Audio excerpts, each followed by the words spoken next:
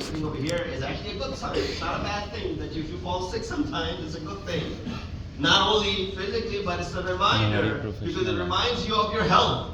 So you start taking care of your body more and more.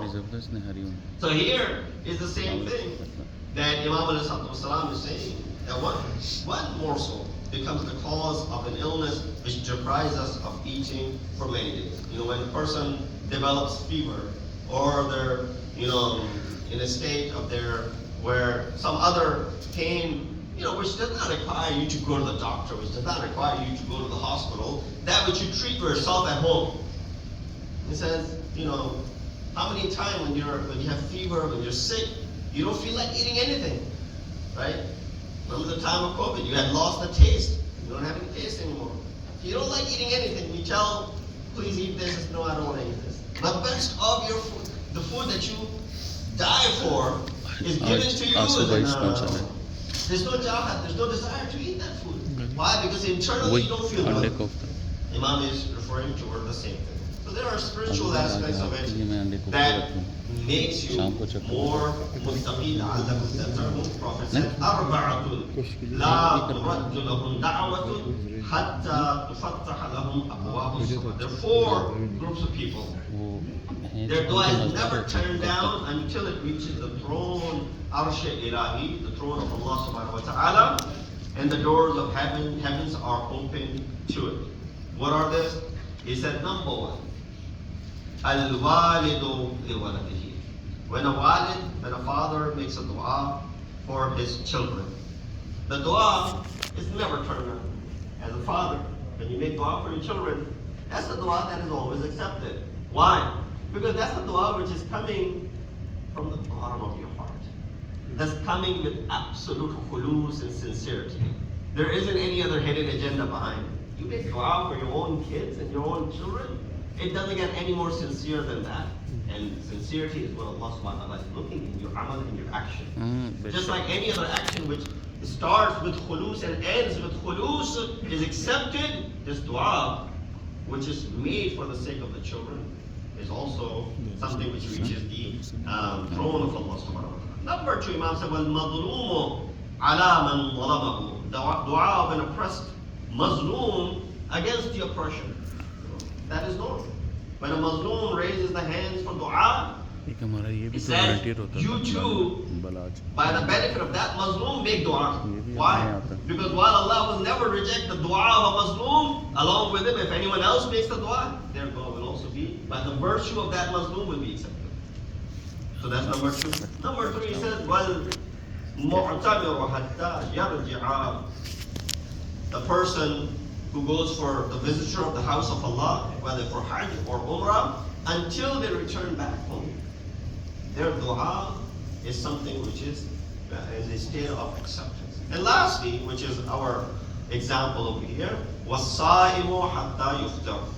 Dua by a fasting person until he breaks his fast. So you began your day with fasting, until you break this fast, and of course the dua is accepted even after that. But this is where تُفَتِّحُ لَهُمْ أَبْوَابُ السَّمَاءِ وَالتَّصِيرُ إِلَى الْعَرْشِ.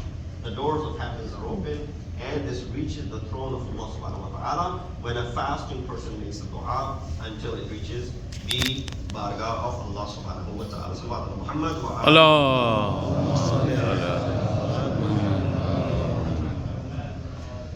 You know, fasting is for the well-being of your soul. Similarly, exercise and travel is good for the well-being of your health. That's why many companies, they have this mandatory vacation that you have to take this time off. You have to take this vacation, otherwise these days will be, gone, and you won't be able to use them. So a lot of time people, in order to take their days of vacation, they take early break or they take days off, whatever the case may be. So and sometimes you see someone coming every single day for salah. Not that we don't mind people coming in the middle of the day for salah. So what's going on? Everything okay? You get off from work? Say, no, I had a lot of vacation days. I'm using them right now.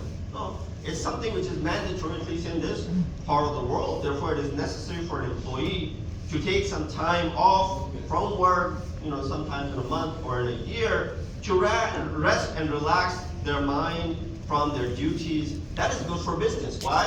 If they are resting and relaxing some time of the year or some time of the month, then their productivity will be actually better. If a tired mind is constantly working, someone who's been working non-stop, of course, their productivity will go down, and that's only natural. We are all humans, we're not machines, and therefore we need rest. He says Ramadan serves the same when you take a break from the entire year's enjoyment, doing what you want, eating what you want. For the 30 days, you're actually taking a break from the enjoyment, you're taking a break from the long vacation. Now you're sort of resisting and you're sort of restraining yourself. So it's the opposite. When throughout the year you take the vacation by the employer to go ahead and rest your mind, Ramadan, after year-longs of enjoyment, did whatever you wanted to, ate whatever you wanted to, now you're depriving yourself for these 30 days. It is one of the means of fighting with our nafs, as well as every type of shaitan that exists. And there are many categories of shayateen that exist. And that is the reason Prophet of Islam, Hazrat Muhammad Mustafa, ألا أخبركم بشيء إن أنتم فعلتموه تباعد الشيطان منكم كما تباعد المشرق من المغرب. He said, do you want me to inform you about some things by which, if you were to do it, shaitan will stay away from you the way east is away from the west. The east will never meet the west, right? That's an example. Rasul is metaphorically speaking over here. The east will never touch the west. And of course, it's a relative thing, because some places would be east and some places would be west, relative to your geographical location. But nonetheless, Rasulullah gave this example to a layman to understand how Mashriq and Maghrib will never meet. If you were to do these things, shaitan will remain as you are Mashriq and he's Maghrib. What are those things? Rasulullah then explained. He said, people right away asked, oh, Rasulullah, yes, sure, please tell us, enlighten us. What are those things? He said, قال الصوم يسود وجهه. He said, fasting frowns the face of shaitan dark. If one thing that breaks his back is the restraint by the abd for long hours during the day, when he is disobeying shaitan and he is obeying Allah subhanahu wa ta'ala. You said? It changes the face complexion of shaitan. Sadaqah breaks the back of shaitan, dissolves the shaitan who's trying to gain control of you. Love and friendship for Allah and cooperation in good deeds dissolves shaitan's stronghold on you. Allah doesn't let him dominate you, become musallat and have sulta upon you.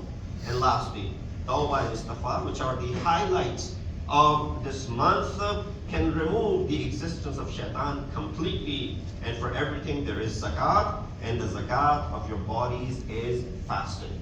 So the entire hadith is how you break away from the shackles of shaitan. And fasting in the month of Ramadan and istighfar serve to be the best in this regard. Another interesting aspect of it, which Rasulullah then continued on mentioning, by saying, As-sawmu li, Allah said, this is Hadith Qudsi, As-sawmu li wa ana ajzi bihi. Or As-sawmu li wa ana ujza bihi. Both ways. The sawm is fasting is for me, Allah is saying to the Prophet. And I will personally compensate for that. Another version that I recited, sawm is for me, and I am the compensation for that. Right? That's how the difference is. As-sawmu li wa ana ajzi bihi. Fasting is for me, and I compensate for that. Number two, fasting is for me, and I am the compensation for that. Allah is saying that. Both can be taken, but let's look at it from the first translation aspect. If Allah is saying that fasting is for me and I compensate for that, all the ibadat are for Allah. Right? We do all these ibadat for Allah subhanahu wa ta'ala, or else it won't be called an ibadat.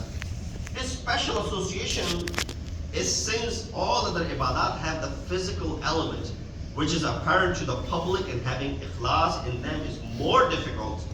All the other ibadat, keeping the level of ikhlas is more difficult. Therefore, fasting is the worship which is hidden by controlling our desire. If I wasn't informing you outside of Ramadan, you wouldn't even know if I was fasting. Right? There's no way that I'm walking around with written on my forehead, I'm fasting. Don't talk to me. I'm fasting. Don't offer me food. I'm fasting. No. If nobody, asks or says anything, or I don't tell them personally, nobody will find out whether I'm going through this fast or not. Outside of Ramadan, of course. Inside of Ramadan, all of us know that we are, alhamdulillah, mu'mineen, is wajib upon us, and so we are all fasting. Outside of Ramadan, this ibadah is something which is hidden from the public's view. The fact that it is hidden from the public's view, there's something which is controlling of our desire, and therefore Allah subhanahu wa ta'ala says, this is an ibadah which is solely for me, and I will compensate for this ibadah, especially myself. While I will compensate you for your salah, and your hajj, and your homes, and your zakat, and your amr bil ma'ruf, and nahi anil munkar, but when it comes to fasting, that special aspect of it, I will personally go ahead and give you compensation for that. Or the second version, where Allah says, no, forget about the compensation. I myself become the compensation for this act of worship that I have asked you to perform during the month of Ramadan. So what is Muhammad?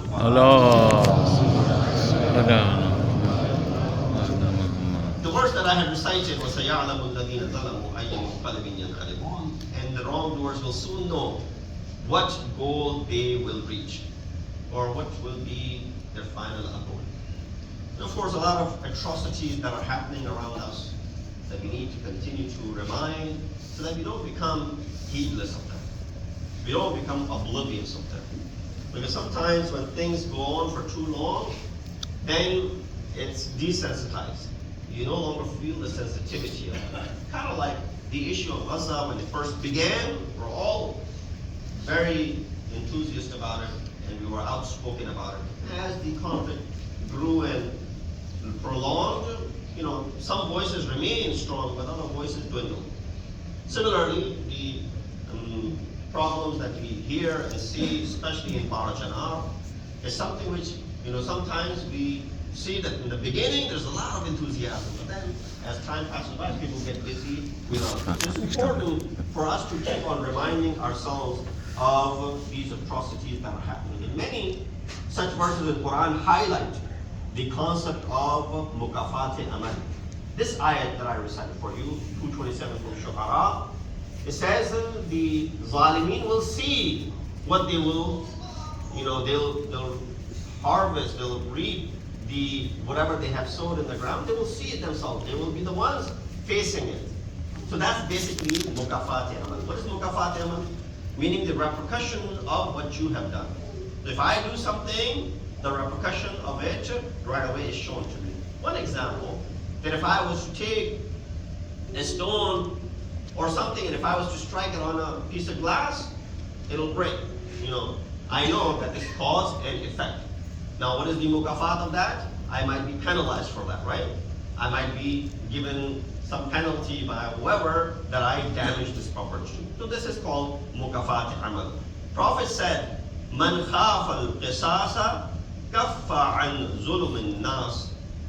Mukafat amal is this. He says, whoever is afraid of retribution from Allah or believes in it, that Allah will punish for this, will refrain from oppressing anyone.